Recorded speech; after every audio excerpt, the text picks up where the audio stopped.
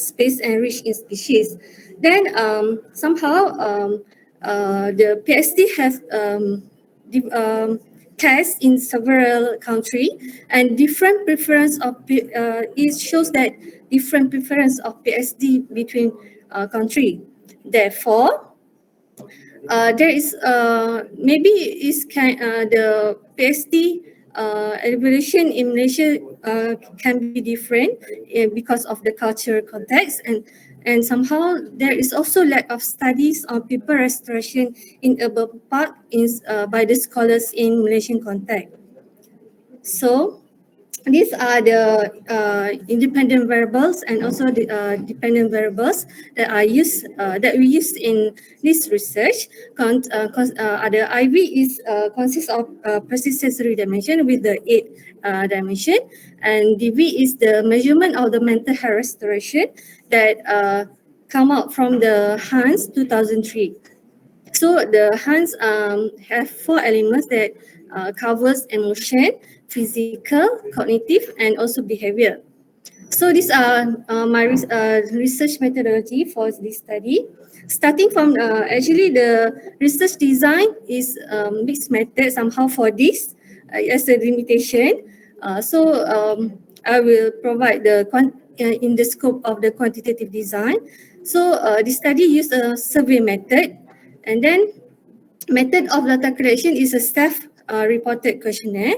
Then the questionnaire was distributed during the December 2020 and February 2021.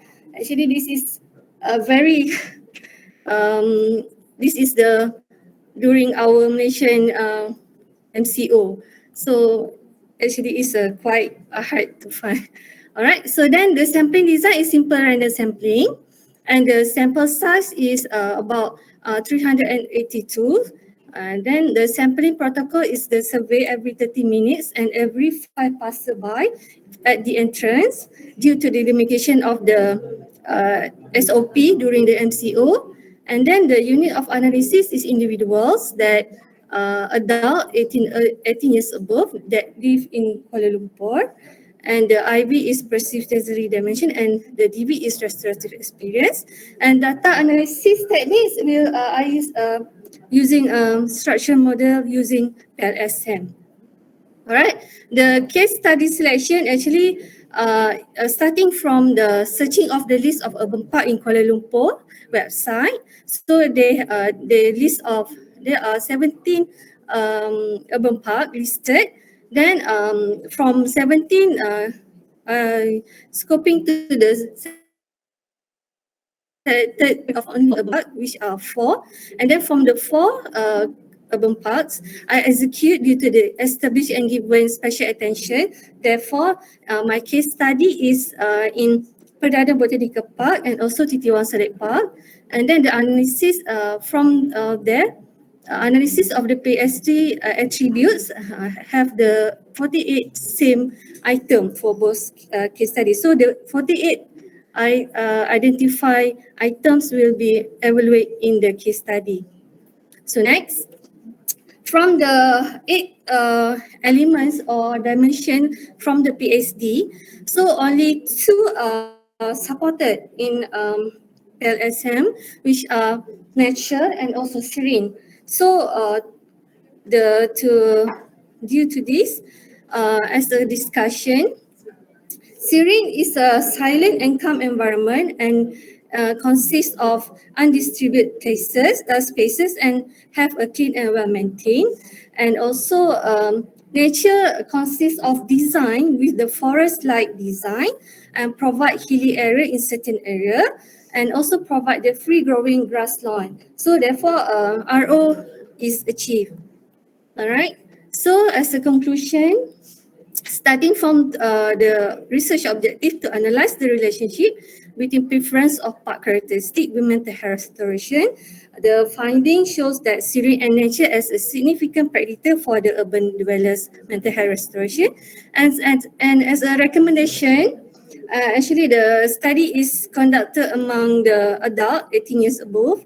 So for the next study, researcher can conduct among adolescents and also can be tested in different type of parks such as workplace or urban forest. Okay, that's all from me. Thank you. Any question from the floor? Thank you. Thank you very much. Please. Thank you and congratulations for the layout of your presentation. I like it very much. Yes, I would like to put a little question. Can you list any limitations of this research? Okay, there are several limitations. One is it's not mentioned in the slide, but during my study there are several limitations. First is I conduct in 18. I'm doing the survey during the MCO. Therefore, there is what we call because of the time limitation. So I need to all the part user are very what we call the sample is can be choose sample rendering, so that sample random, so that everyone have the access to answer the question. And also actually during my study only Malays contribute to the survey because maybe because of the SOP and also because of MCO, people are quite what we call quite suka apa because of the safety everything. So that's might be the delimitation, so that my survey is only more if I'm not mistaken, is almost 80% are Malays. All right, and 10% are Chinese, and almost 10% is from orang orang asli, and also from the Indian. So that's my limitation, and I think that's all. Okay. You mentioned also a very tiny question, and quickly you mentioned causes of mental health as being gender and marital status. Can you explain that a little bit? Can you expand on that? All right. Okay. No, because actually gender. I'm from my study. Gender from this is what we call. Actually, I have another papers that contribute from the demographic the moderator analysis. So from my findings, elements that give a mental health restoration, especially for female gender, is reach of species, nature, and seeing. So ladies are more love to the reach of species that contribute from the flowers, from the trees. The smell of the flowers. So that's contribute to the restoration of the gender. But somehow for male, they are not significant for any aid of this. They are more to when actually I do an interview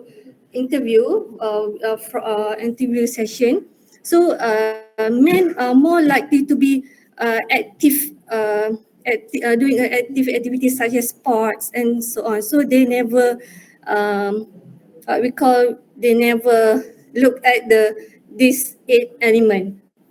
So there are no significant element from the male aspect. So from the demographic, it's a low, middle, and upper demographic. The economic status. So the low demographic for income is no. There is no significant from this 8 element. So I was actually more interested into the gender and marital status causes and factors, especially marital status. How does that impact or influence your research, your study? Okay. All right. So actually, the married and single, single is more love. Actually, this is a moderator. So single more significance on prospect and social. All right. And then for Marshall, for the marriage couple, there is no significant effect. There are no significant from this eight element. So for only for adult and young, what we call the young adult and also is a single status, they more love to prospect because they prospect is something that more on safety. Sometimes they go to the park alone and they have no what we call partner. So they need prospect Okay, all for right, the thank you. safety. Okay, thank you very much. Okay. Thanks. Thank you very much. Next speaker, please. Therapies in thalassemia care. So basically, this study aimed to determine pattern and experiences of MBCT, that is mind-body complementary therapies used among thalassemia patients. Okay, so looking at the literature which is available on use of CAM in general and MBCT or mind-body complementary therapies in specific or in particular among these patients, including cancer, thalassemia, etc., we can see that over the last few decades, there has been a dramatic growth in the use of complementary and alternative medicines. Specific to thalassemia, CAM is commonly used among Malaysian thalassemia patients. Among several reasons of CAM use, thalassemia patients use CAM to rejuvenate and maintain a healthy life after frequent transfusion. And when you look into the reasons behind using CAM among patients with chronic diseases, it is a common pattern observed in many illnesses that patients needs to rejuvenate or they need to regain their energy after going through blood transfusions, specifically to thalassemia, or after going through chemotherapies in cancer care. So a common perception among thalassemia patients is that conventional medicine may cause adverse effects. And many studies have been conducted so far using health belief model, where we can see that the perceived severity of conventional medicines and perceived effectiveness of conventional medicines are some of the factors which affects patients' compliance towards their conventional medicine. And looking more in depth to other health belief models, it seems like these negative perceptions are some of the reasons because of which patients tend to go towards alternative therapies. So similarly, we have observed in our initial work, which we conducted among thalassemia patients in Malaysia, that one of the reasons of using complementary and alternative medicine is the perceived severity of side effects due to conventional thalassemia therapies. In contrast, thalassemia patients are not provided a proper guideline on the use of CAM, and it is not only the case in thalassemia. We have very closely observed these scenarios in other chronic illnesses such as cancer and hypertension and other chronic diseases. And one of the common reasons is lack of information, lack of awareness about complementary and alternative medicines among healthcare providers, because of which they are unwilling to address this issue among the patients. So the same thing we have observed among thalassemia patients in Malaysia as well, that there is no proper guidelines for them to direct them or to counsel them about complementary medicines, at what time they can use, what are the best therapies for them to use when they are going through conventional treatments. At the same time, we can see that our conventional physicians, they are focusing more on their services that are only related to conventional medicines, while the patients are busy finding an alternative to treat their diseases. For that reason, this particular study was aiming to conduct a cross-sectional survey to look into the type of complementary and alternative medicines used by thalassemia patient as phase 1 and specific to to today's presentation, we were trying to look into the use of mind-body complementary therapies used by thalassemia patients. Just to give you a quick introduction on CAM, as per National Centers of Complementary and Alternative Medicine, complementary medicines have been divided into 5 major categories, which includes biological therapies, spiritual therapies, including mind-body complementary therapies, and herbs and other supplements. So we were trying to look into specifically on mind-body complementary therapies in this particular study. So some of the materials and methods, the study design, the condition, the patient should be having thalassemia of any type. A study location, this study was conducted in Kedah Thalassemia Society in Alosar, Kedah. Data collection duration was back in November to January 2016, and sampling was prevalence-based sampling, and we got the sample size calculated was 384. Specific to inclusion criteria, adult patients more than 18 years of age, diagnosed with any type of thalassemia, undergoing conventional treatment, and able to understand Malay language or English as per their preferences. Data collection technique was face-to-face interviews, and study tool we used was a validated MBCT questionnaire. Data was analyzed by using certain descriptive and inferential statistic, and we received the ethical approval for this particular study from School of Pharmaceutical Sciences, USM, and Damwa Hospital in Clinical Studies in Malaysia. This is a collaborative effort from them to provide ethical approval for projects undergoing through USM. So this is all about from my side, and I would like to invite Dr. Isma to continue the presentation. Thank you.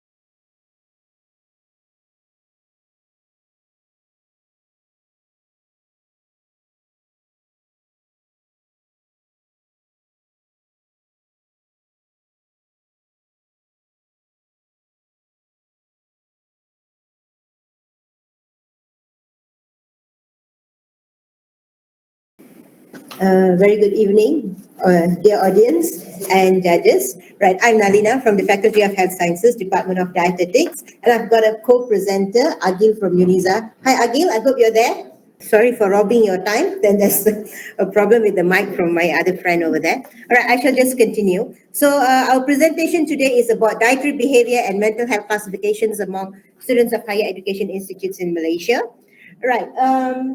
Mental health disorders among higher education institute students, HEI, in the past decade have increased. And this situation actually has worsened during the past 2 years due to the outbreak of the pandemic. Now, referring to a recent study that was conducted in the one of the faculty, one of the university in Malaysia, in one of the Faculty of Health Sciences, the studies actually reported that about 65% of the study population reported of having stress, 85% had anxiety, and 51% had depression. Now, why is mental health disorders is something serious for us to look into, because it has got short-term outcome and long-term outcomes. Now, the short-term outcome would be poor college attendance and performance, while the long-term outcomes would be dysfunctional relationship, low rates of employment and income in the future for the particular students. Hence, the objective of our study was to assess the eating behavior of the participants and their mental health status, followed by to explore the ecological factors that influence the eating behavior of the participants. Right. Just to go through the literature review, there's abundant of research currently linking dietary intake and also mental health status.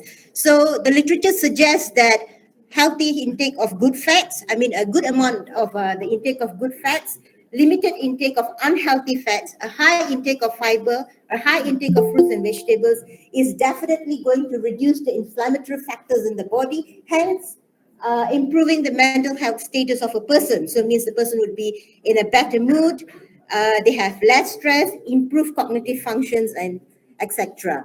However, dietary intake is influenced by a set of ecological determinants. For example, what a person actually eats definitely depends on the preference of the persons itself, followed by what the influence by their families and also peers, followed by what is available in the premise or the place that the person is situated in, right? And also what a person actually is depends on their upbringing, right? Their religious practice and their beliefs, and also the government policies, the laws, and etc. Okay, so this was actually supposed to be presented by my friend, but she's having a problem with the mic. So now, this study is actually a mixed method study. We have the first phase and second phase. The first phase was a quantitative study. The second phase was a qualitative studies. Now, the quantitative study was a cross-sectional online surveys. We had about 438 students from all the higher education institutes in Malaysia.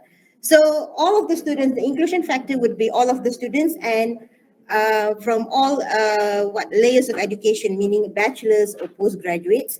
And the exclusion was actually those who are diagnosed with chronic medical illnesses or mental health disorders previously.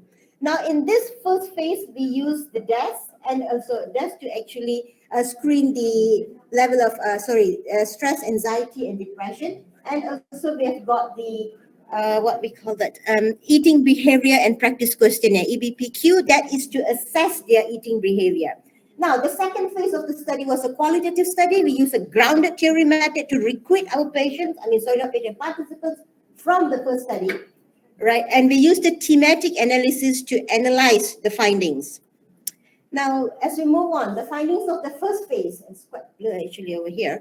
Now, the findings of the first phase actually shows that most of our participants were females and most of them were Malays, and about 80%, more than 80% were actually from the bachelor degrees. Now, using the DES screening tool, what we actually found out that 51% reported of having depression, 67% reported of having anxiety, and about 43% reported of having stress. Now, using the eating behavior questionnaire, however, more than 90% of the participants actually reported of not indulging in all the eating behaviors that was assessed in the particular tool. Now, the association between the socio-demographic factors and the eating behavior, so we found an association between income and also emotional eating, meal skipping, and snacking, which students from the lower income had a higher risk of emotional eating, meal skipping, and also snacking. Now, going to our phase 2 of the findings, that our qualitative study. So all our interviews, we arranged it into cohorts and also teams, and we actually placed it in the Bronfen-Brenner ecological model, according to the layers in the Bronfen-Brenner ecological model. So we were trying to answer to the questions of factors that influence dietary behavior among our studied participants. And what we actually found is that what are the factors that actually influence the dietary intake of the participants? But first, the individual preference itself. So for instance, if they like to eat something, then they would repeatedly go and have that particular food. Well, what our participants eat is also very much influenced by family and friends. So when they are at home, they would just eat anything that is being served to them by their family members, by their mom especially. And when they choose to dine out with their friends, they would just eat whatever that they have ordered. Now, moving on, other factors that actually influence the dietary intake of the participants would be the education system and the university policies itself. Why? During this the phase that we conducted the study, so most of them were on online distance learning. So our finding shows that students were quite stressed and anxious trying to follow up with the online teaching and learning that requires them to spend quite a bit of time attending lectures, assessments and assignments online. And this actually has disrupted their eating behavior. And lastly, our finding also found that another factor that actually influenced the dietary intake is definitely their cultural and religious belief. All right. Let's move on to the discussion. So our finding shows that about 67% of our participants reported of being anxious compared to a previous study that was conducted in 2020 that reported about, it's quite blur over here, 30% of them were reported of having anxiety. Now, why is this spike in our findings was simply because the previous finding, the previous research was conducted in early 2020, whereby the pandemic has just hit globally. Whereas our study was conducted mid of last year, whereby the online teaching and learning in the country has actually settled down and students are already stuck into a routine of online teaching, online learning, doing their assignments and all that, hence increasing their anxiety level.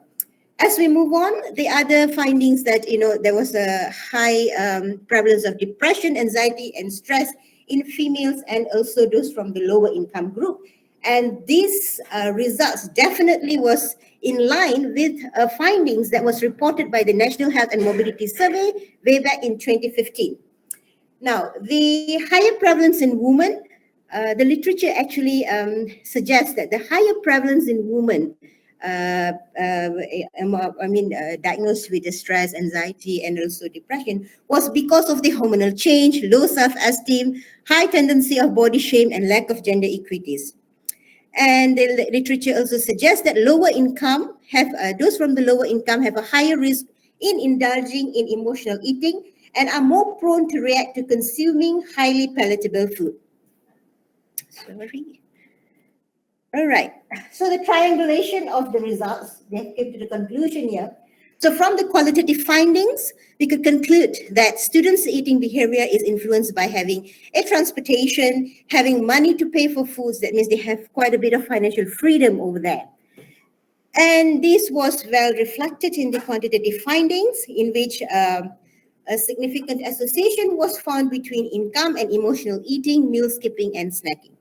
So we could conclude that the intervention should focus on delivering coping strategy to the higher education institute students on how to manage their workload, because the finding definitely suggests that the new way of teaching and learning has caused them to be a little bit anxious, right? And as we move on, more attention should be given by those from the lower income group. I would like to conclude the presentation with a little saying from Lao Tzu. If you're depressed, you're living in the past. If you're anxious, you're living in the future. And if you're at peace, means you're living in the present. Thank you.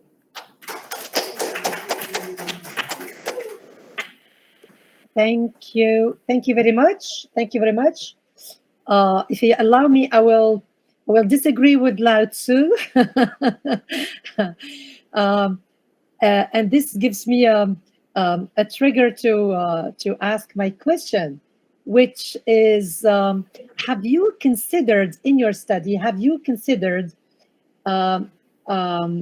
causes or factors that are Generation Z related? Generation Z in terms of I would say in terms of proved stress, anxiety, flexibility, and relation to temporal and spatial.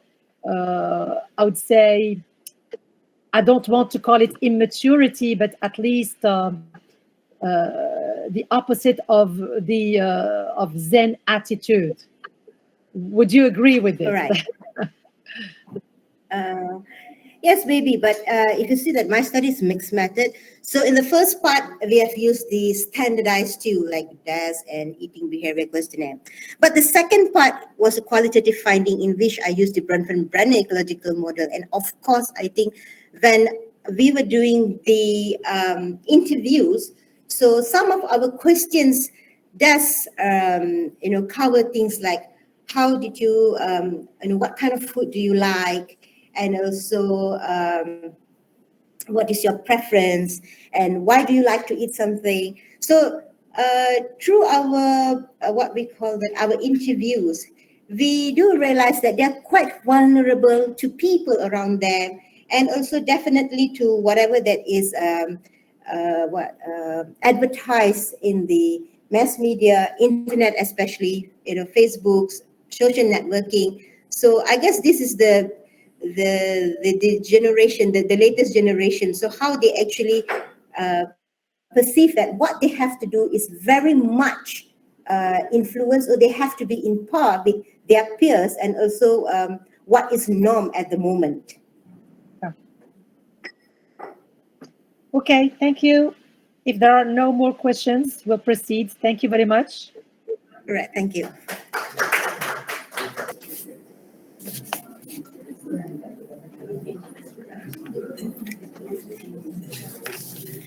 Bismillahirrahmanirrahim. Assalamualaikum warahmatullahi ta'ala wabarakatuh, and a very good afternoon. Okay, so today I will present on the paper of a scoping review on kindness in the work environment. So the main author for this paper, we have Professor Technologist, Dr. Rugaya Hashim. She's actually in our GMAT today. So we have Associate Professor Zaidi Aminuddin, me myself as the third author. Then we have Ayuro Haida, and we have our international counterparts from Faculty of Art and Design, Institute Teknologi Bandung, Indonesia. So Dr. Prabu Wardono. So Dr. Prabu has actually joined us previously, but I think he couldn't wait for this session. But we have Dr. Prof Guy here. Okay, so a bit of introduction about this paper. So as we are currently moving into a digital age, or what we call after the pandemic lockdown, we currently at the endemic phase. So if you still remember, during the time we are using Zoom, we are using GMeet as our medium of communication, especially for the past 2 years. So currently we are bit by bit, we are looking into an endemic phase. So currently we move to the face-to-face interaction. However, if we look at some of the article, especially by Tesla, the owner by the Elon Musk, that has urged their staff to return working to the office environments. But we would like to see in this research, what are the kindness in the environment that we will look in the workplace. So a little bit about the paper background. In the work environment, definitely communication is the key. Especially currently, we are relying on the WhatsApp, on the Telegram medium. but this has actually becoming creating a little bit of gap, a little bit or not, we will see, and whether this act of kindness has actually become a bit of, or what we call it, studies have shown a kindness of act will definitely cover or will definitely push for the boost in happiness in the workplace. Okay, so we will look into the next one. What are the research objectives for this paper? So kindness at work has evolved for in the modern times. So we would like to identify the elements of the kindness or unkindness at work. And mostly, we also would like to determine what are the office built environment as what we saw as a conducive space to promote this kind of kindness. So the research question also will be based on the research objective. What were the kindness and acts experienced by the employee at work, and also what were the built environments that has made them happy at work. So a bit of literature review. So we will see and we differentiate between the new staff and also the existing, or what we call a senior staff. So in existing staff, based on the literature review, we would see that their focus when we talk about the kindness is actually when they come aboard to the organization, they seek for what we call it a kindness from their superior. Based on the existing staff, we will look into how this organization is actually the culture of the organization itself, and also the leadership based on the organization. So we have actually linked between in this research with the theory of kindness research. So we look into what we call the attachment theory. So the attachment theory, we look into Razor 2019 and Rowland and Curry 2019. Similarly, are talking about identification that the identification of the kindness that we look into. So if you look from the name of the research paper itself, is actually we look into the methodology. The methodology of the research is the scope literature was analyzed by the inclusion criteria. So the scoping review is actually a little bit different from the mapping review. So this, we use the scoping review as actually as a preliminary assessment of the potential size and scope available in the research, and is actually best used when we base, when the base of the literature has not yet comprehensive. So that's why we are using the scoping research for this particular methodology. So you can see there's a step by step. We have the identification, the screening part, the eligibility, and how we include. So based on the findings, we look into the journals of Scopus, the Web of Sciences, and also the Google Scholars. So based on the findings from the Prisma analysis reveal that the kindness research has become a popular area in terms of concern in sociology, particularly in the work environment.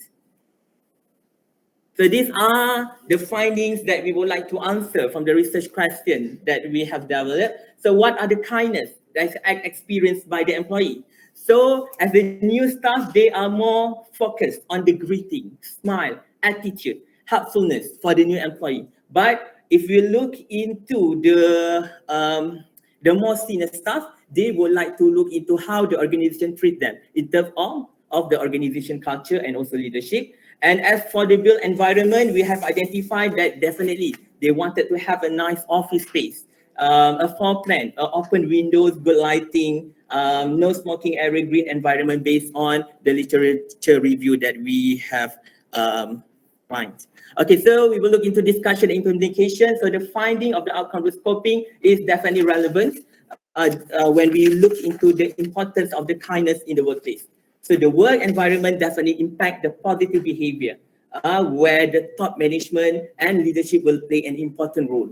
Most importantly, the organization need to have the compassionate leadership, and the human resource department should play the most important role when we interact with the kindness at work philosophy.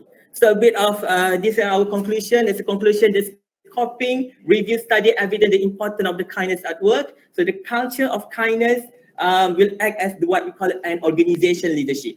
So we would like for the research also to seek for the organizations, to a corporation, to treat people kindly and considerate the few resources that revolving the conflict of the work. So at the end, we would like to acknowledge our Dean, the Faculty of Business, and also our counterpart from Indonesia, Dr. Prabu from Institute of Technology Bandung, Indonesia. So I think that's all. So thank you. We'll accept the questionnaire, and we have also Professor Rugaya on the line. Yep, I'm here.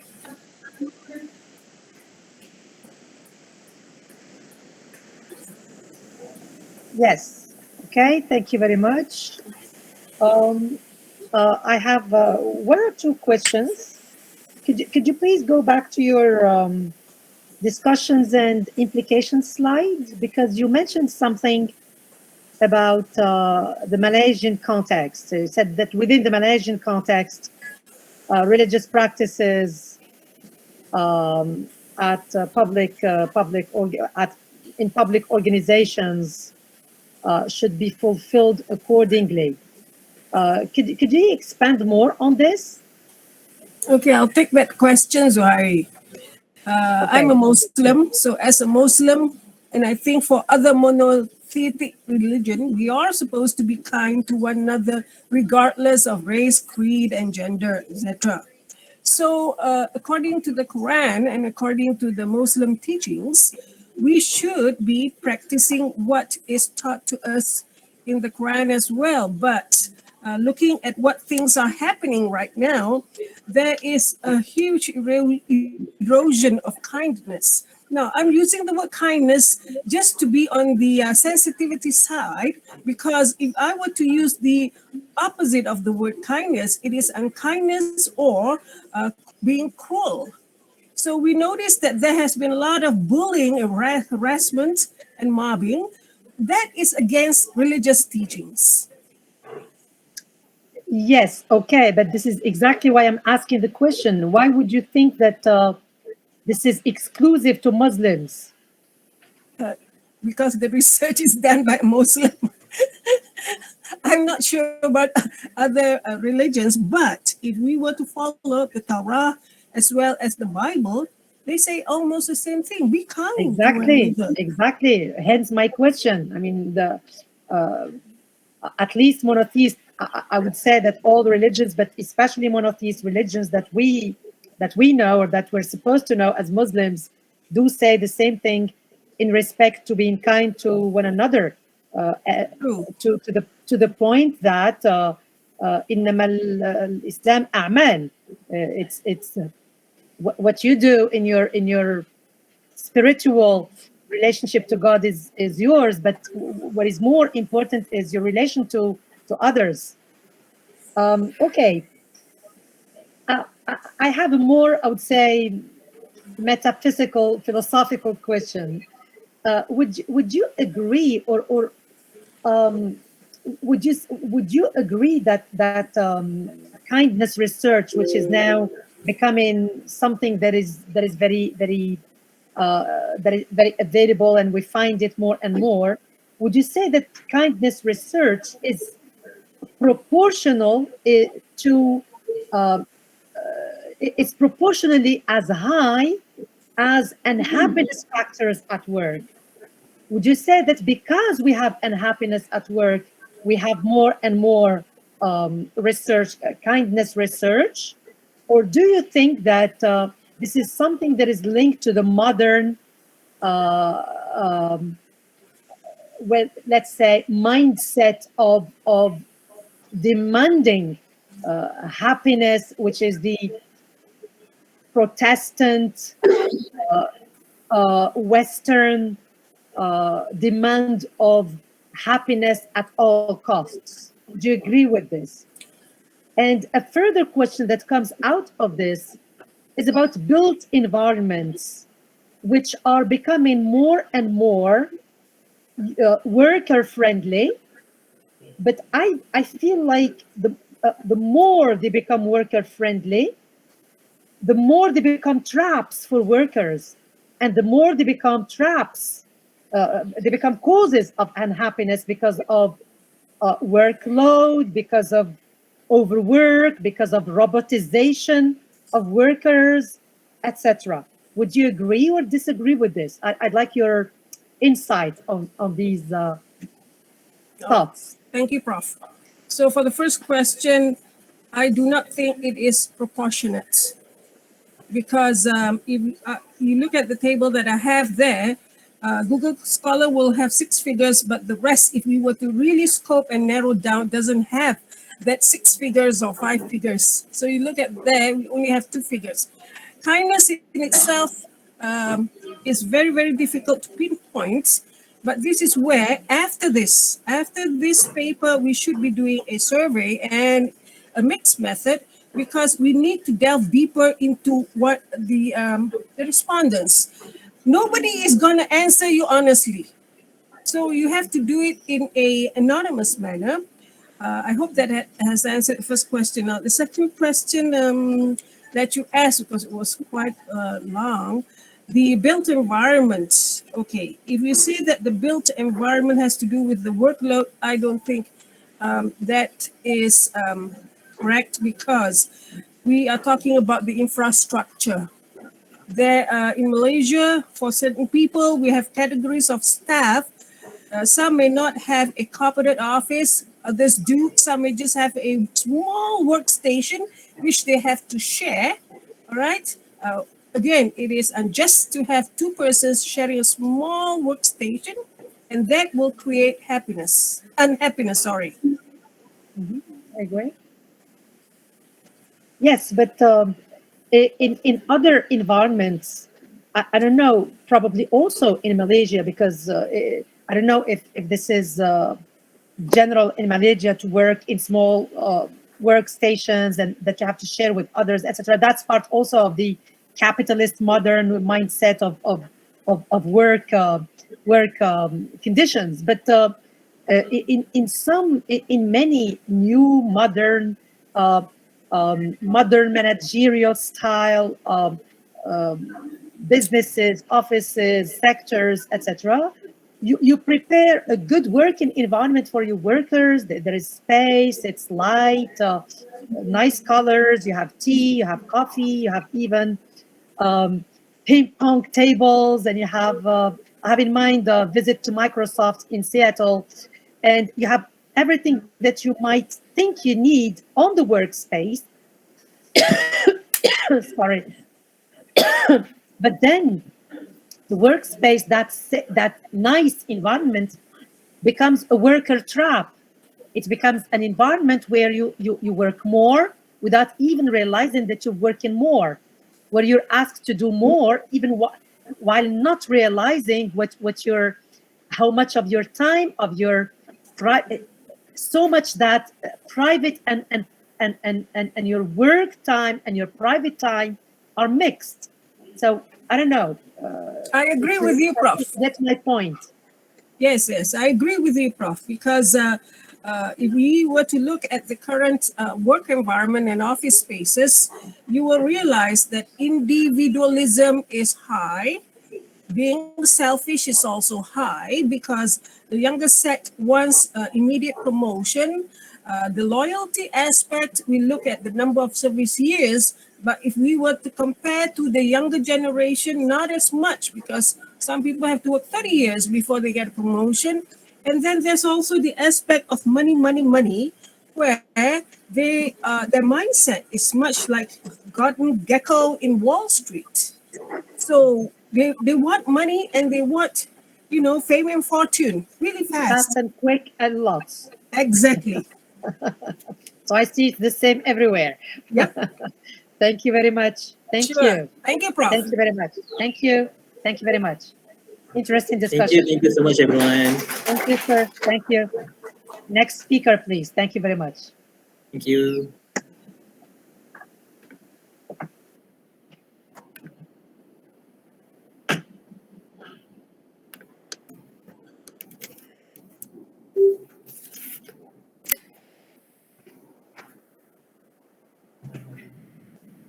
Okay, Assalamualaikum and a very good afternoon to all. Okay, today I would like to present on the pattern of psychosocial challenges among oil and gas workers, a systematic review. And my name is Nurdaila Muhammad Rani, and I'm the main author for this paper. And together with my main supervisor, Dr. Nuzafifa Kamruzama, and international author Liu Jia. Okay. First of all, I would like to talk about the definition of psychosocial. Psychosocial is a dynamic interdependence of social and psychological issues. It is as stated by Williamson et al. 2018. And we know that psychosocial hazard have been acknowledged as risks that need to be managed, and rigorous promotion of mental health issues among workers. And psychosocial hazards are associated with the style in which work is coordinated, planned, and overseen. So failure in tackling this issue could contribute to workers' health and safety hazard while at work. Thus, this paper is we need to study what are the pattern of the psychosocial hazard in the oil and gas industry, and to what extent does the literature discuss psychosocial hazard associated with the mental health issues in the oil and gas industry. And this paper also discover how the pattern of psychosocial challenges among oil and gas workers. So on the literature review, as we know that oil and gas setting is demanding, stressful, and potentially dangerous, which stated by Parkers 1998 and Met et al. 2017. And this hazard can be conceived as a major threat to the physical and mental health of the workers. And then as we know that the nature of the nature working of oil and gas in a remote location and challenging geographical environment expose them to more vulnerability and high risk, as quote by Sechan et al. 2018. And as we know that also oil and gas industry is a competitive and money-making industry. So some country put oil and gas industry as their primary income generator. And we know that employees are vulnerable to chemical hazard, physical hazard, biological hazard, ergonomic hazard, and also psychosocial hazard, as stated by Lippel 2011. However, neglecting the mental well-being of the... Excuse me, I cannot see you. I'm sorry, I cannot see you. Okay. You keep going and coming back on the video. I cannot see you. Okay.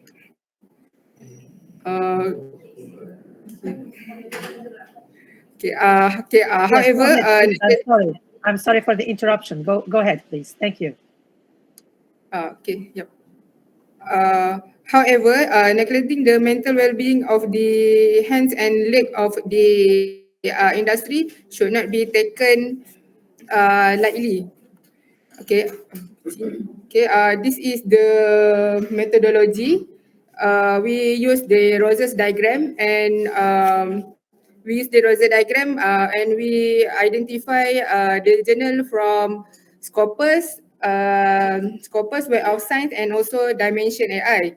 And at the end of the day, after inclusion criteria, we come out with the 17 journal in order for us to do the systematic literature review. And after doing the systematic review, we come up with the we come up with the 4 themes, which is demographic factor, personality, psychosocial risk, and also health condition. Okay. The first one is demographic factor. Demographic factor, where the parameter that we include is age, BMI, marital status, and also the number of children, education level, and also the shift work experience. So based on the journal we have read, and they identify that most of the most of the demographic factor is is because of their shift work and also the night duty of oil and gas industry. And then we go to the personality. There are three personality developed in this systematic review, where we have self-efficacy, hardy personality, and also personality traits. Sorry. Okay. First one is self-efficacy, where Gu et al. 2020 use the self-efficacy as a mediator as a moderator in their study, and the result shows that oil and gas worker had a higher sense of self-efficacy and were more effective in reducing their depressive symptom at the level of their working environment. And the second one is the hardy personality, which is related to the mental health, which means that this personality developed due to the workplace bullying, which this will consistently predicted as the mental health problem. So the finding by Reckness et al. 2018 stated that individuals with the hardiness levels appeared to influence the workers which suffer from the bullying, and also that lead to the mental health. And also Reckness et al. Discovered that high hardiness is a resilient factor that will be protected against increase of anxiety symptom when exposed to the workplace bullying. And the third one is personality trait, which this influence the psychology of oil and gas workers. Next is the third theme is on the psychosocial risk, where the risk factor that we identify from this literature, this systematic review is on the occupational stress, social demographic stress, support, which is the role of the supervisory, and also the prevalence of depression and anxiety symptom among offshore workers. So next is health condition, which stated recorded by Bazazan et al. 2019. It stated that the fatigue, which is high prevalence of mental health, which lead to the high mental health complaint. Then fatigue also has a significant related to the anxiety and insomnia. All right. Okay, go to the discussion. And and first the discussion is on the demographic factor, where age BMI being single is associated with fatigue and stress among oil and gas workers. So second one is workplace hazard, which is it affect workers' sleep quality as they exacerbate the anxiety. And due to the sleep loss or separation from family and friends, it also imbued them with the loneliness, and this lead to their mental health problem.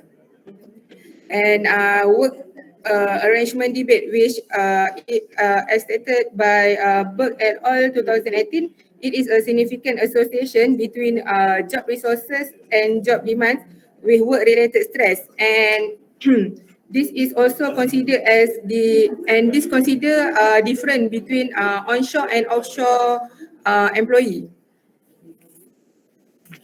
Next is physical consequences. Physical consequences as Guzman et al. 2022 believe that supervisory support mitigates risk because they know how to manage risk and has produced and has the procedure for dealing with the dangerous situation. So this is among the implication that we managed to identify in this study. Could you please wrap up very quickly? Can you please wrap up?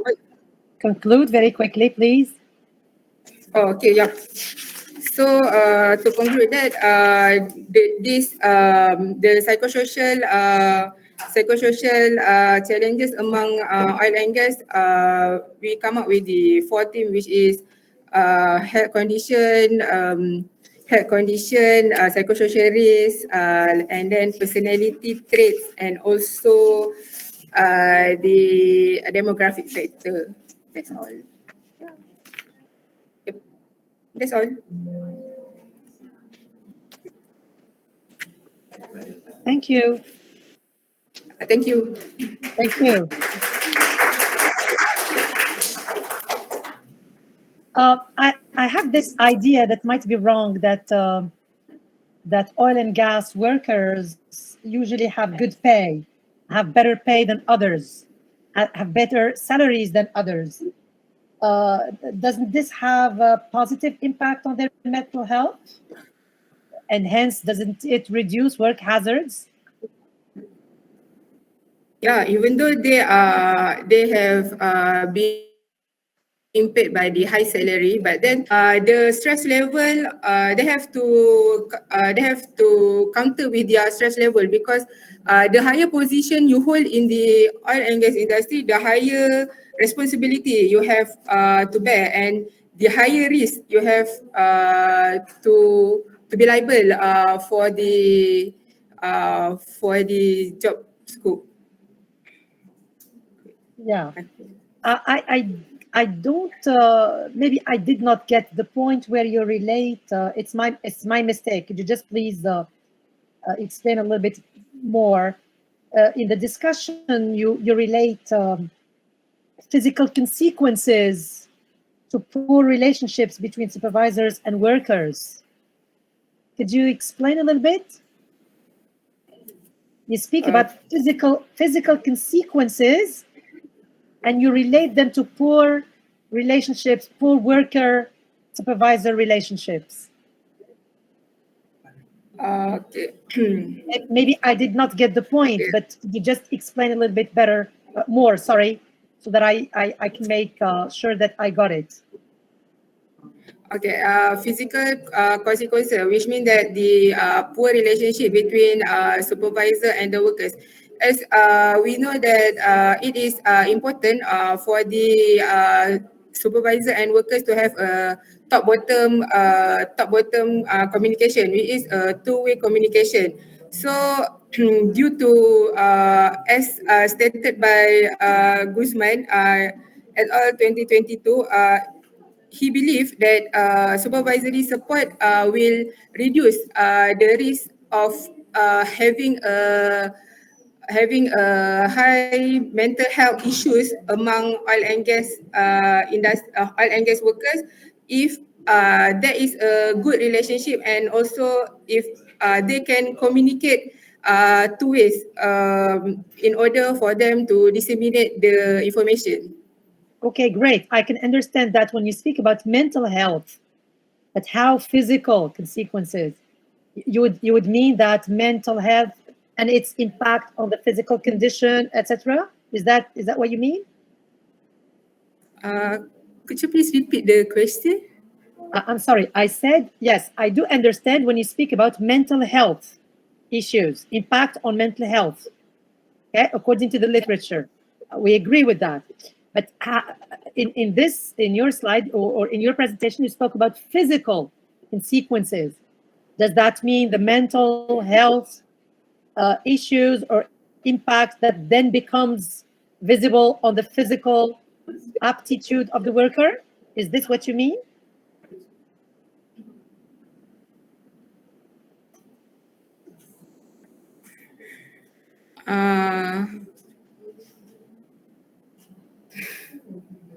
let me just repeat. Can you hear me? Yeah, I can hear you. Okay. All right. So you spoke about poor relationships, poor supervisor to worker relationships. Okay. And you said that this can be, of course, the literature says this, and you also say that it can be a source of mental health issues with the workers. This is what you just said now. Yes or no? Yes or no? Yes. You said in your now, I mean, when we were discussing, you spoke about the literature proving that poor supervisor to worker relationships can induce mental health issues. Yep. Yes? Okay, Yes. right. Everybody agrees with this. I agree with you. You agree with the literature. The literature is fine. What I don't understand is why in your discussion you speak about physical consequences and not mental health consequences. Does that mean that there are mental health issues which impact also the physical health of the workers, or is it a mistake, or am I wrong understanding something that I should not, or what is that? No. Yeah. I'm sorry, I don't speak Malaysian. I'm sorry.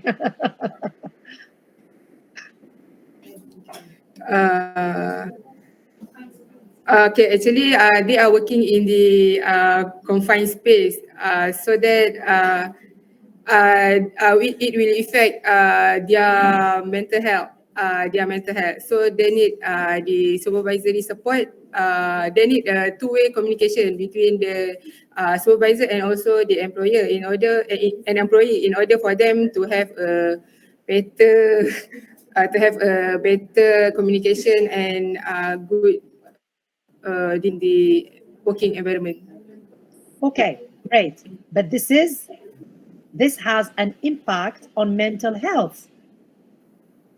Yeah. Yes? Yep. Yes. Then why do you speak about physical consequences in your discussion? In the last bar of your discussion, and even in your presentation, you speak about, even in your talk, you speak about physical consequences.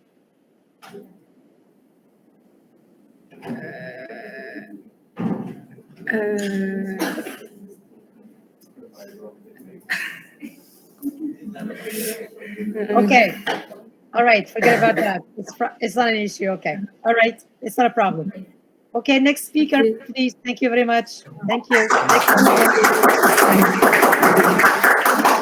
Prof, how are you? Hello. Hello. Good morning. Yes. Right. Okay. Good morning. Good Assalamualaikum. afternoon. Very good evening.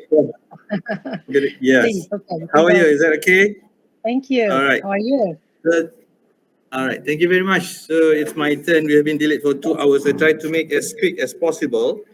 So this is our research paper. We have developing. Okay, in Malaysia, this is the first ever scale to rating the employer about their practice toward the psychosocial risk. So I think for the last few papers, we have heard how school working in multiple environments. So perhaps our findings will help employer in Malaysia and other regions to use and to apply this kind of findings, right? So this is our team. So my name is Ghazali, followed by our members, Khairil, Smiley, Shukri, and Ismaniza. So this is a project that has been funded by the Ministry of Human Resource Malaysia. And inshallah, by the end of next month, we will, perhaps we'll start practicing this kind of assessment for employer in Malaysia. Okay. So ladies and gentlemen, to be honest, 1/3 of our daily hours, okay, we spend in office. But today is exceptional, more than 1/3. To be honest, from morning until now, exceed 8 hours. So this is one of the psychosocial risks that significantly contribute to our mental status. If we conduct the DAS, okay, I believe the depression, anxiety, of course, anxiety level among the presenters who do not present yet would be high, and then the stress among all of us is a bit high. So I hope the chairperson will give some extra bonus for us who exceeding the normal working hours. So mental issue is a global issue, okay, and we know that all parties in this issue should correlated to help and to support each other. It is not only one way or one person roles, okay. Workers, employer and employees should work together to support each other. Okay, and we know that, as I mentioned earlier, 1/3 of our daily hours we spend in office, and due to that, the management of employee mental health in the workplace is very, very critical. Okay, good management by employers can increase the productivity as well as employees and can improve their quality of life. Okay, this is the objective. Okay, we know that stress, depression, and anxiety is very challenging. All right, and in the workplace, it is very common, and stress can contribute to many negative effects. All right, so employer and employees must work ideally to control any unnecessary stress.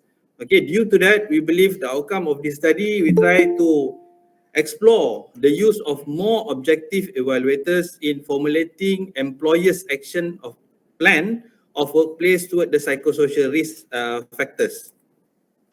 So literature review, I think to sum it all, so there's a lot of evidence suggests that factors such as high workload, okay, job demand, lack of organization, and lack of support contribute to a high likelihood of mental health among workers. Okay, the findings also shows that the mental health particular fatigue, okay, like today, I think if we conduct the fatigue test, I believe that majority of presenter might have high level or red alert of fatigue due to the excessive workload. Okay, so it increased in the likelihood of accident in the workplace. All right. Other than that, psychosocial risk is also associated with economic costs to organization and society. Okay, we have chosen the person, environment, occupation, or PEO model, where this is the fundamental model that used to guide in the exploration and identifying employer image star rating. So later on, I will explain what does it mean by image. Okay, so as we can see on the left side, my left side, okay, so we can see very clearly compensation by disease in 2014, 2015. This is a record from Safe Australia. So mental disorder contribute to 28,400 million, okay, compensation.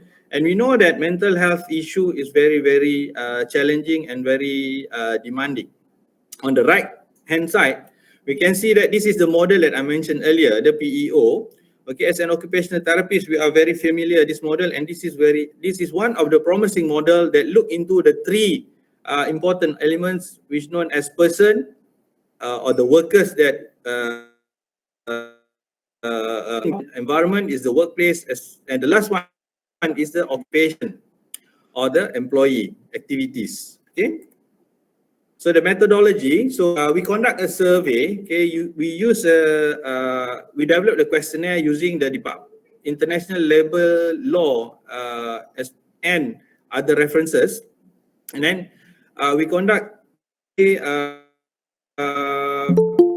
using employer practice evaluation, okay, which was previously developed under the grant of Department of Occupational Safety and Health Malaysia. This survey actually contained 25 questions. Okay, so all the employer need to self-rated, okay, about their practice toward the psychosocial risk at workplace. As you can see on the right side figure, there are 20 types of what we call it industry that's available in Malaysia, and we does a survey based on these industries, okay, starting from agriculture until the last one is activities of household and employers. Okay, this form was distributed online, okay, due to the pandemic. All right, and then we only given 2 months, okay, to collect the data. Okay, and to be honest, within that 2 months, we only managed to get 70 employer. Okay, we are targeting at least 50. Unfortunately, we only managed to collect 70 respondents. Okay, so this is a cross-sectional study. So we do a reference, okay, using a triangulation. We check our data with ILO, International Labour Organization, the previous data that the DOSH has, as well as the focus group interview.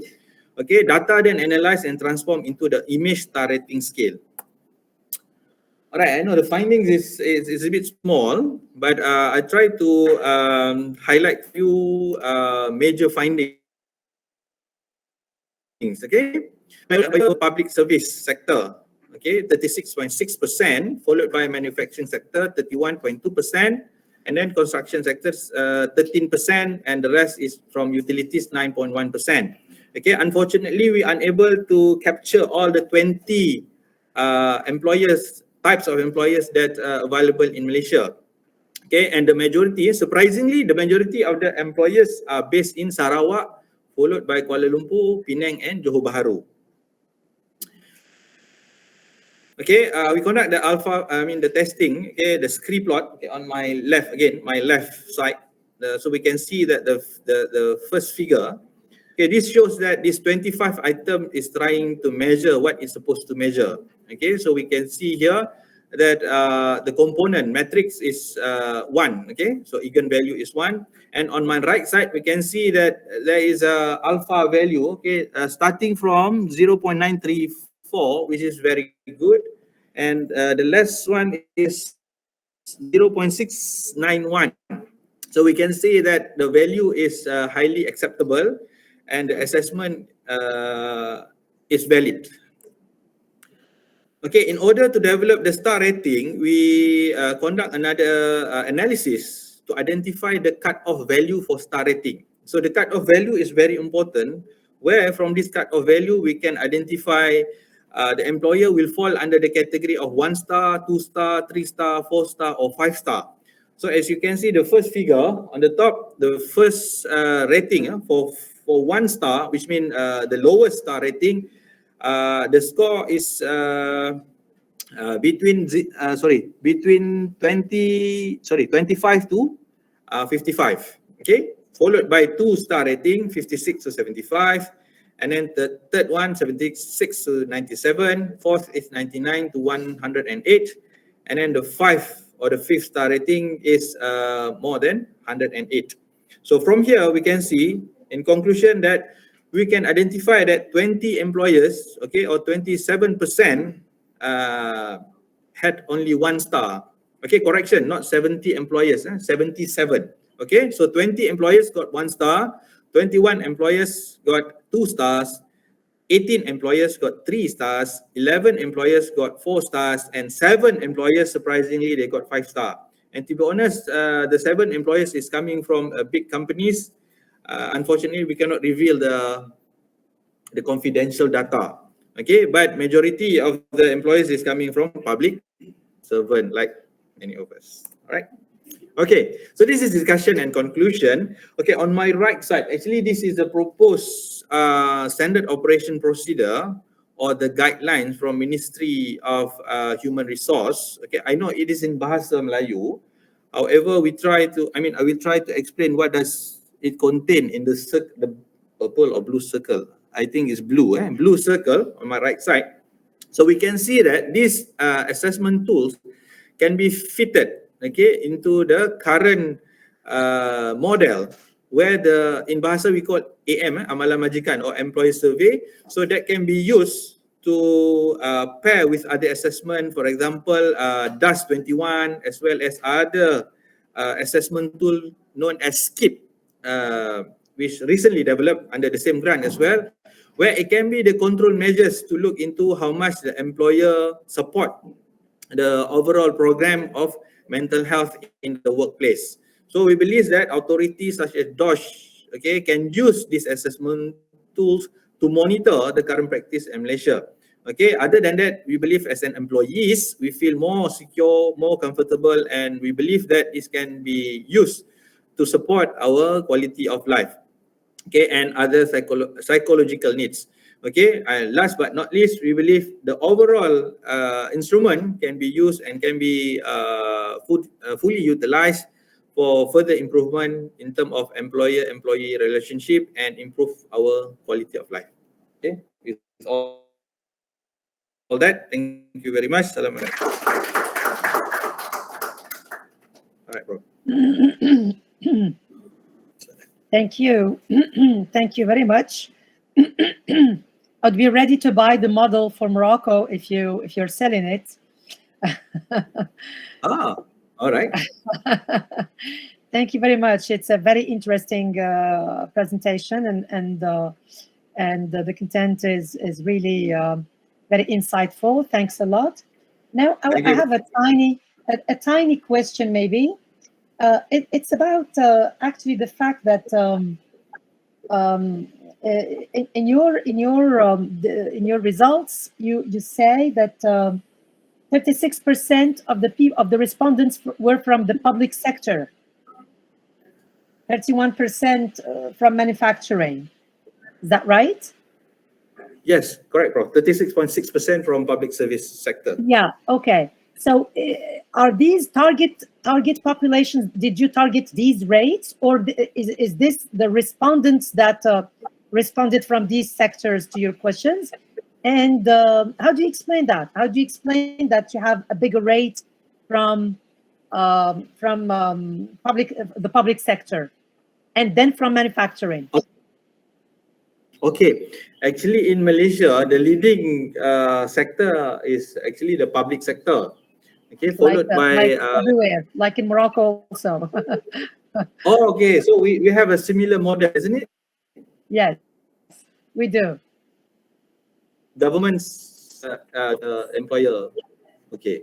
So I think that is one of the reasons that I can justify why the highest respondent is coming from public service sector in Malaysia. So I think it will be good if we can make a comparison, okay, using the similar model, and then we can make a comparison with a Prof from Morocco, isn't it? Yeah. Yes. Yes. So exactly. Yeah, it would be nice if we can make the comparison later. But I believe we might get a similar, not 100%, but quite significantly similar in terms of respondent. Okay. Then why do you think nobody from the hospitality industry filled the survey? Okay. I think the hospitality industry, again, is important in Malaysia as it is in Morocco, for example. So why do you think this sector was not interested into filling out the survey? I mean, it's also a very interesting question where we have the similar concern as well when we conduct this. Due to the pandemic, they might be affected tremendously because of the movement control. Unfortunately, we do not receive even a single response from that industry, and we do not really have a concrete answer why they do not respond towards this survey. To be honest, Prof, I do not have any what we call it answer why they do not respond to our survey. But perhaps the 2 months is really, I mean, critical, and maybe later on the government should extend the survey to at least 6 months. And I think all of us knows that in Malaysia particularly, we're not quite fancy to answer survey, I think. So that is another reason why we get low response rate from other industry. Okay, another question, if you allow me. In Yes. the aftermath of the COVID, with people having had to stop working for a long time, with disruptions, with economic crises, with all the impacts of the crisis on worker life and worker conditions and also on employer conditions. You seem very optimistic about this model, and I really like the model, and I think it's very interesting. But how much do you think it will really be something that will be used by employers at this very moment? Okay. All right. I think I can respond in two facets. Okay, first, if the government is serious, I mean the Malaysian government is serious, they can make it into the guideline and they can endorse it and make it compulsory. So we will get definitely 99.9% response. However, if like in this situation, the Department of Occupational Safety and Health, if they that this is pure on voluntary basis, I think the result might not change very much. So the governments need to make sure that this become into policy, and when the government put the policy in place, then I think we can get a better result. And I believe because of the COVID pandemic, so this psychosocial kind of study survey is very, very important, where we know that we're trying to recover, but it is very good if you have a data that we can refer. So our intervention, our strategy should be more solid and more objective, Prof. Okay, thank you very much. Thank you for your presentation. All right, thank you, Prof. Thank Nice you. sitting Have a with nice you. All right, day. bye. Bye-bye. Yes, Please, next speaker. A very good afternoon to all.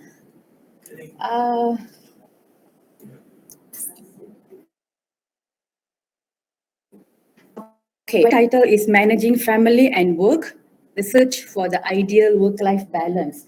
Actually, we are 5 members, Dr. Mazni and Aisha from IIUM, Muhammad Anafi from Universiti Teknologi MARA, and we also have one international author, Annie Yulinda from Indonesia, and then me, Mokana from University Selangor. Okay, introduction. Before I go with introduction, I just want to talk about work-life balance. Okay, work-life balance is our main major factors for today's papers. As we know, work-life balance become I think major issue for nowadays. Not even Malaysia, for all the countries, work-life balance has become the major issue. Okay, because there is a imbalance between work and also life. So that I start with the introduction. This study highlights the quality of life of food and beverage employees and how family matters are important to their work-life balance. So according to UNWTO 2021, based on their survey, they mentioned that work-life balance among hospitalities employees are very critical because they are one of the driving force of global economic growth. Apart from UNWTO, there also another research by International Labour Organization, ILO. They mentioned that there is quite several challenging for those who are working in hospitalities. Okay, the employees are working as F&B employees. According to their survey, they mentioned that in 2019, almost 1.1 million they lost their job, and 2030, okay, another 10 years, they also mentioned that there will be added around 600 million new jobs for this hospitality industry. So based on that issues, so the call for the investigation for this paper, which you analyze what are the influence of family matters for this employee, especially in the industry of hospitality. Okay, so our objective, there will be 3 objectives: to analyze the influence of personal health, personal time management, and family matters on work-life balance, to analyze the influence of personal health, personal time management on family matters, and also to analyze the mediating influence of family matters between personal health, personal time management, and also work-life balance.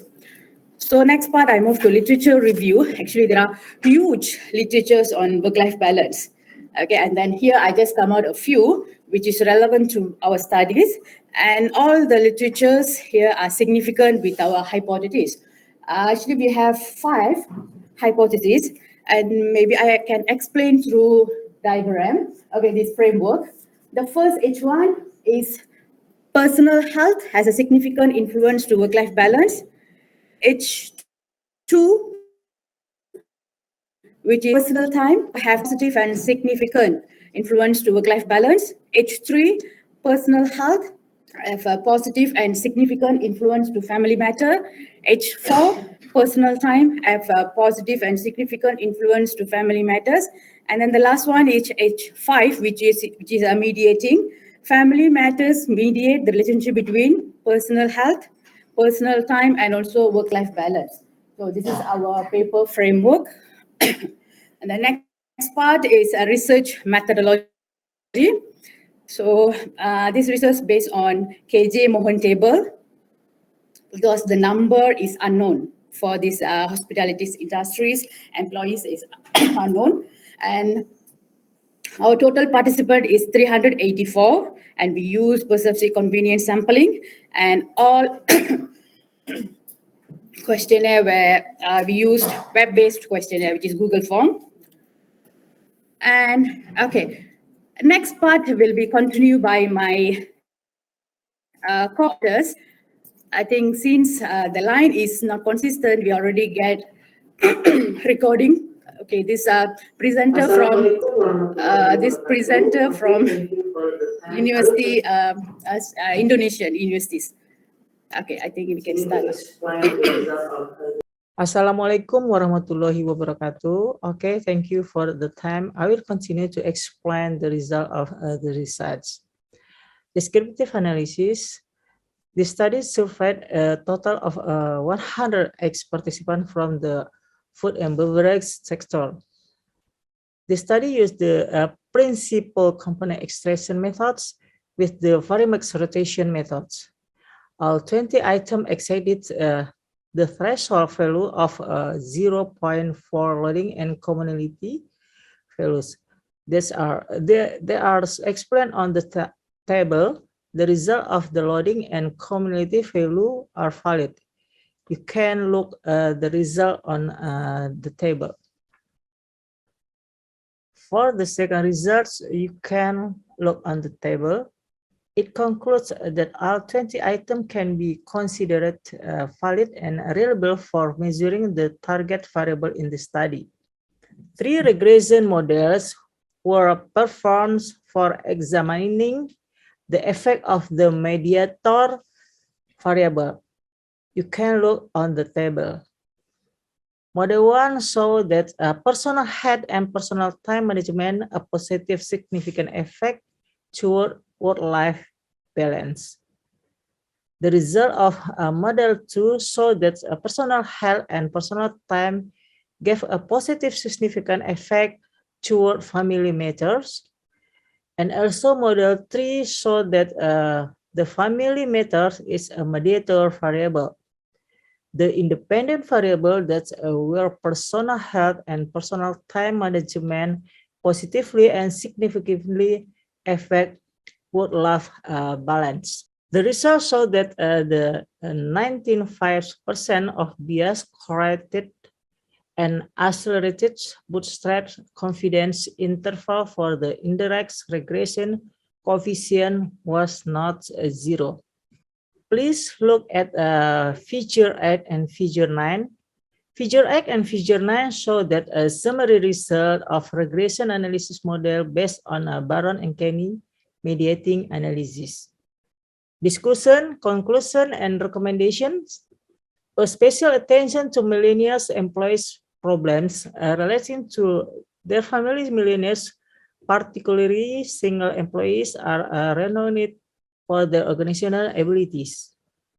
In line with COR, the tests in this study imply that we must resolve any family matters because it aids employees' health and time management towards a greater work-life balance. Since our findings imply that achieving SDGs 8 requires prioritizing job creation, economic policy, and development plans to promote sustainable development. Besides of that, in line with COR, the test in this study imply that we must resolve any family matters because it aids employees' health and time management toward a great work-life balance. Since high workloads in the workplace can be considered as a stressful situation that tends to deplete resources such as time and energy. Family matters should act as a buffer between personal health and time management. This present study recommends that staff care program be implemented, including free family or physiological problems consultation to aid employees with difficulty getting access to medical and professional counseling to help them cope with their problem.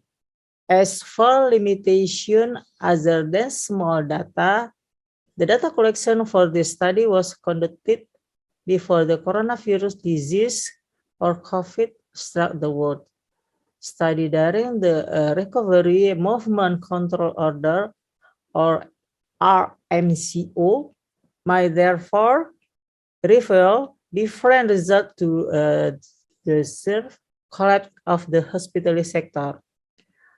However, in achieving a comprehensive idea of work-life balance, future researchers may broaden the research and enlarge the study scope. This is some reference that we use in our study. Okay, I think that's all. Thank you very much for your nice attention. Hope this study will help you to research some them that relate to the study. I give back to moderator. Thank you very much. Assalamualaikum warahmatullahi wabarakatuh. Okay, that's all. Thank you very much. I think all of my authors is in life now. I think so. So any questions? Okay. Thank you. Thank you very much. What is the premise? Why was the rationale for choosing the hospitality industry? Okay, because for the current situation, based on the statistic, the F&B, the hospitality industry, their work-life balance is, they are not with the balance with work and families based on their research statistic.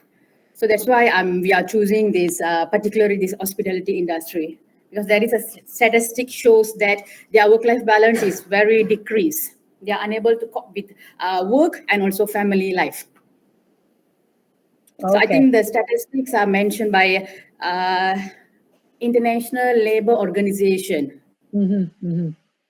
Okay, so this sector is also known for being very feminine, for employing many women for a certain number of reasons that we will not be discussing today. But the fact that your survey, that your study also covered or included 108 participants, okay, that 108 participants are women and young women, okay. What are the implications of this on the industry, on the hospitality industry, and at a larger extent, what do you think the implications are on Malaysian society? Okay, thank you, Prof. Okay, based on the question, Prof, I think it's around our study, they are mainly for female, and then the implication for them, because since COVID time, they are nearly job, the job is they lose the job, and also they are unstable, okay, especially female, okay, they are unstable in conducting their job. And based on this research, so if we conduct the research, I think it can be good implication for government in terms of economic growth. Okay, they can come out not only economic growth in terms of HR in certain organization, HR is there, but not all the program is implemented by, so like family care. Okay, what are the care that can be given for the employees, especially female. So these are the things can be implemented by the organization or the government in future. Okay, could you name a couple of limitations to this study, but could you try to make them, because this is a study that also takes into consideration gender. So could you make them gender specific limitations of this study?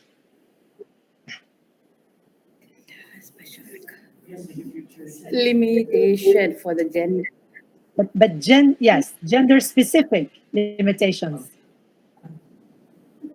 I'm just inviting you to. Maybe I think most. If you have no answer, it's not a problem to say I have no answer to that. I'm just inviting you to, so that we can open up the scope of your research together. Hello, Prof.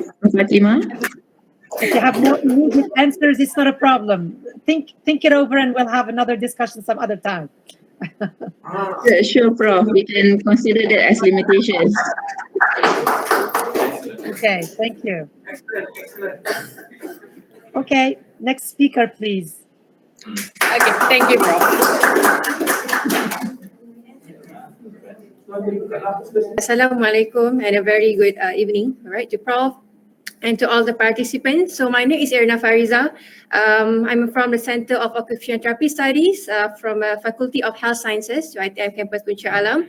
So today I will present one paper, right, entitled The Effectiveness of EIA, Ergonomic Training Towards Individual Environmental Control, Musculoskeletal Pain and Workplace Stress. And this is my team member, Dr. Muhammad Sulaiman Murad, Dr. Ghazali Masuri is here, all right. And then Oinam Gokul Chandra Singh from the University of Health Sciences from Saudi Arabia. Commonly, right, we see the white-collar worker work environment seems cozy, right, and comfortable than the other occupation. But in reality, actually, they are one of the potential occupation to be affected by the musculoskeletal pain and also workplace stress. It can be summarized, right? The causes of leading to musculoskeletal pain among office workers is due to individual factor, all right, psychosocial factor, and also ergonomics factor. All right. Meanwhile, workplace stressor, all right, example, environmental conditions, design of work tasks, all right, and interpersonal relationship. So here we can see there are similarities, right, of the causes that leads to musculoskeletal pain and also workplace stress among office workers, which are office environment and also the poor ergonomic implementation. So therefore, ergonomic plays an important role as one of the methods to solve this problem. So factor of ergonomic has been widely discussed, right, and has waken up so many organizations regarding the importance of it. But majority of the ergonomic training concept that emphasize just on modification and adjustment of the equipment. But how about the effectiveness of ergonomic implementation in holistic approach? I mean, to enhancing the self-environmental control at their workstation. So therefore, this study emphasized on ergonomic training by integrate three models, right? Which one? First is E stand for environmental control model, and then I stand for instructional design model, and A stand for adult learning model. Okay. All right. So this study, right, the objective of this study is to investigate the effectiveness of the EIA ergonomic training compared to the conventional ergonomic trainings, right, among office workers in reducing the occurrence of musculoskeletal pain and workplace stress among office workers after 1 week and also 3 months after ergonomic training implementation. So based on the literature review, all right, there are a few gaps, all right, identified that drives to conduct this study. So even though ergonomic study has widely been discussed, there is still low quality of evidence. Ergonomic intervention tailored with an individual participation, motivation, and also readiness to change. If you look at the Malaysian context, the ergonomic approach they implemented is lack of individual control, means that they're just being taught about, okay, this is ergonomic, this is how you have to change your workstation, but we didn't take a look on how is they able to identify what's the hazard, what they have to modify, and so on. Hence, by this study, it can improvise the existing ergonomic guideline, right, the gap that I found out in Malaysia.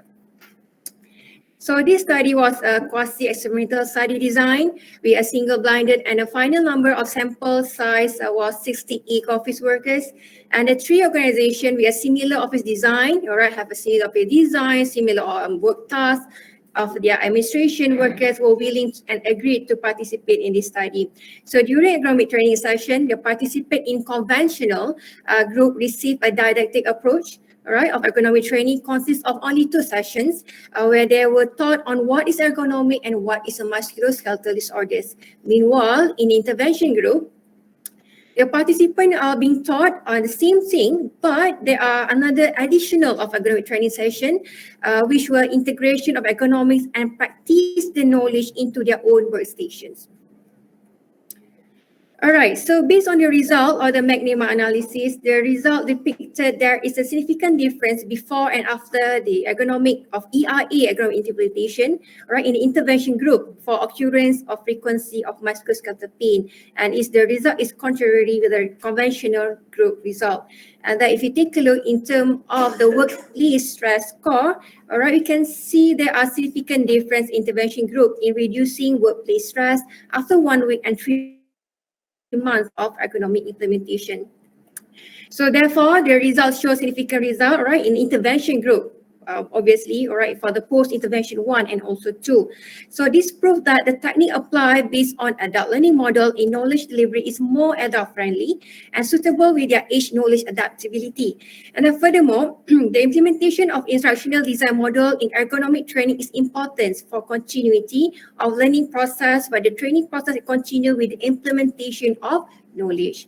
And then hence the conducive workstation can lead to positive workers' satisfaction and also their performance. So it can enhance the satisfaction, all right, and reduce their workplace stress.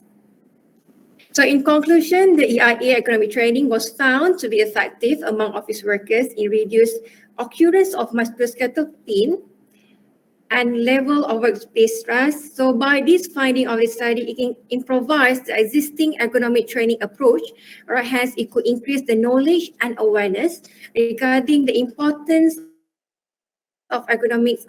So furthermore, this ergonomic training guideline can be a strategist, all right, that could be recommended to the office management, all right, to the superior in obtain conducive workstation by the light of the individual know how to control their work environment. So hopefully this ERA ergonomic guideline, all right, can be suggested for occupational therapies, to the ergonomists, to the safety and health organization, and then to the office worker itself, all right, in order for them to be able to know how to control the hazard, all right, at their workplace, and then to decrease the musculoskeletal pain and workplace stress. So just like this idiom mentioned, that prevention is better than cure. So that's all for me. Thank you.